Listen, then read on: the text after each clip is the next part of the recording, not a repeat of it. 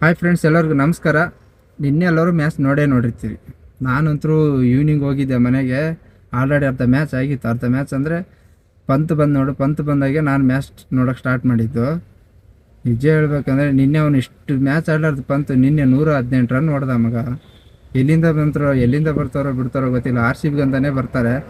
ಆದರೆ ಎಷ್ಟಲ್ಲಿ ನಮ್ಮ RCB ಅವರು ಸೂಪರಾಗಿ ಆಡಿದ್ರು. ಅದರಲ್ಲಿ ಜಿತೇಶ್ ಶರ್ಮಾಗೆ ಮಾತ್ರ ಸೆಲ್ಯೂಟ್ ಹೊಡಲೇಬೇಕು. ಯಾಕೆ ಹೇಳಿ, ಆಡಿರೋದು ಆ ಥರ 33 ಬಾಲಿಗೆ 85 ರನ್ ಸಾಮಾನ್ಯ ಅಲ್ಲ. 6 6 8 4 ಯಾರು ಹೊಡಿತಾರೆ ಹೇಳ್ರಿ? ಅಂಥ ಪ್ರೆಷರಲ್ಲೂ ಅಷ್ಟು ಕೂಲಾಗಿ ಹೊಡ್ಕೊಂಡು ಹೋಗಿದ್ದಾನೆ ಅಂದರೆ ಮೆಚ್ಚಬೇಕಾಗಿದೆ. ಆ ದಿಗ್ವಿಜಿಗೆ ಏನು ಬಂದಿತ್ತು ದರಿದ್ರ ನನ್ನ ಮಗ, ಅಂಥ ಪರಿ ಹುರ್ಕೊಂಡ್ಬಿಟ್ಟಾನ ಅವನು. ಅದು ನೋ ಬಾಲ್ ಹಾಕಿ ಔಟ್ ಆಗಿಲ್ಲ ನೋಡಿ, ಅವಲೇ ಫುಲ್ ಹುರ್ಕೊಂಡಿದ್ದ ಅವನು. ಅದಾದಮೇಲೆ ರನ್ಔಟ್ ಬೇರೆ ಮಾಡೋಕೆ ಹೋಗಿದ್ದಾನೆ ಮಗ, ನರಿ ಬದಿ ತೋರ್ಸೋಕೆ ಹೋಗಿದ್ದಾನೆ. ಆದರೆ ಪಂತ್ ಬೇಡ ಅಂತ ಹೇಳಿದ, ನಾಟ್ ಔಟ್ ಕೊಟ್ಟರು. ನಿನ್ನೆ ಮ್ಯಾಚು ನಮ್ಮಲ್ಲಿ ಏನಂದ್ರೆ ಮೇನ್ ಪಾಯಿಂಟ್ಸ್ ಬಾಲಿಂಗ್ ಇಲ್ಲ. ತುಂಬ ವೀಕ್ನೆಸ್ ಆಗಿಬಿಡ್ತೀನಿ ನಿನ್ನೆ bowling. SJL Bhuvneshwar Kumar main ಬಾಲರು ಎಲ್ಲರೂ ಯಾರು ಇದ್ರೆ ಎಲ್ಲ 50 ರನ್ ಹೊಡ್ಸ್ಕೊಂಡಿದ್ದಾರೆ. ಆ ಥರ ಹೊಡ್ಸ್ಕೊಂಡ್ರೆ ಹೆಂಗೆ ಹೇಳಿ, ಮ್ಯಾಚ್ ಗೆಲ್ಲಕ್ಕಾರು ಹೆಂಗಾಗುತ್ತೆ? ಮೇನ್ ಬಾಲ್ ಅಷ್ಟು ನಾವು ಎಷ್ಟು ಸ್ಟ್ರಾಂಗ್ ಆಗಿದ್ರು ಅವ್ರು ಕಂಡ್ರೆ ಭಯ ಬಿಡ್ಬೇಕು. ಇವ್ರು ಏನು ಮಾಡಿಬಿಟ್ರು, ತುಂಬ ಲೂಸ್ ತಗೊಂಡು ಹೋಗ್ಬಿಟ್ರು ಮ್ಯಾಚ್. ಆ ಲೂಸ್ ತಗೊಂಡೋದಾಗ ಏನಾಯ್ತು ಅಂದರೆ ಅವ್ರಿಗೆ ಗೊತ್ತಾಗ್ಬಿಡ್ತು ಯಾರು ಬಾಲಿಗೆ ಹೊಡಿಬೇಕು.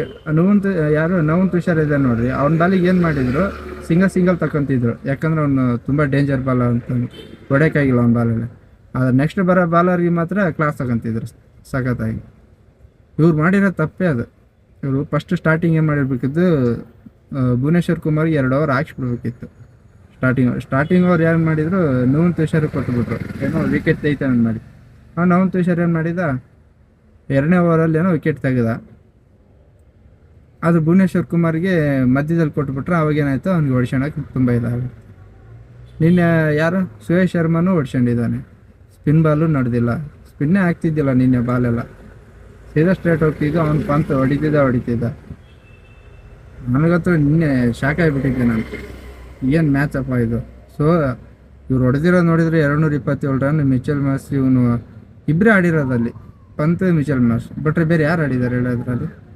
ಆದರೂ ಗೆದ್ಬಿಡ್ತಾರೆ ಅಂತ ಮಾಡಿದ್ದೆ LHR. ನಮ್ಮವ್ರು ಮತ್ತೆ ಕ್ವಾಲಿಫೈರ್ ಆಗ್ತಾರಿಲ್ಲ ಅಂತ ಅಂದ್ಕೊಂಡಿದ್ದೆ, ಆದರೂ ಆಗಿ ನೆಕ್ಸ್ಟು ಪಂಜಾಬ್ದವ್ರ ಜೊತೆ ಐತಿ.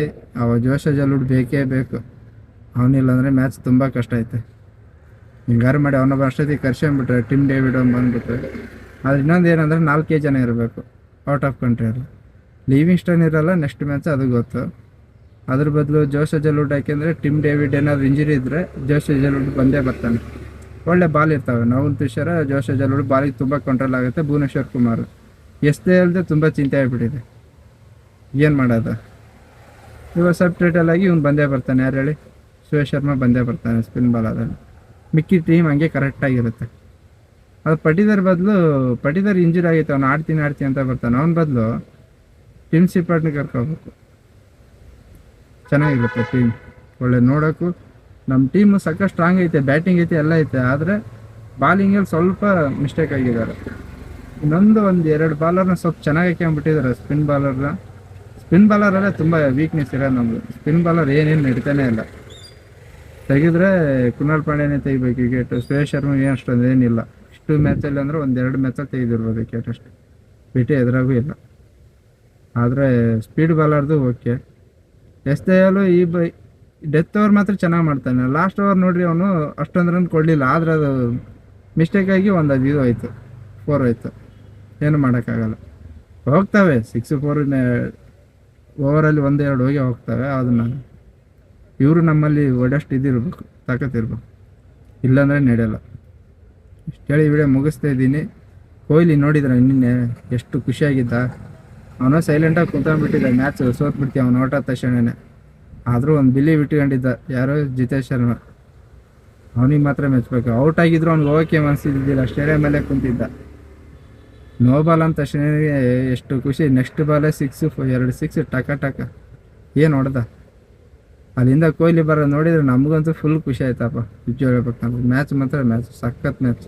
ನೆಕ್ಸ್ಟ್ ಪಂಜಾಬ್ದವ್ರ ಜೊತೆ ಗೆದ್ದು ಫೈನಲ್ ಒಂದು ಗೆದ್ದುಬಿಟ್ರೆ ಅವನವನು ಕಪ್ಪು. ನೆಕ್ಸ್ಟ್ ಯಾರು ಮಾತಾಡೋಂಗೇ ಇಲ್ಲ ನಮ್ಮ RCB ಬಗ್ಗೆ. ಸರಿ ಹೇಳಿ, ಈ ವಿಡಿಯೋ ಇಷ್ಟಿಗೆ ಮುಗಿಸ್ತೀನಿ. ನೆಕ್ಸ್ಟ್ ಮ್ಯಾಚ್ ನೋಡೋಣ, ನಾಳೆನೇ ಇದೆ. ಹಿಂಗಾರು ಗೆದ್ರು ಅಂದರೆ ಚೆನ್ನಾಗಿರುತ್ತೆ.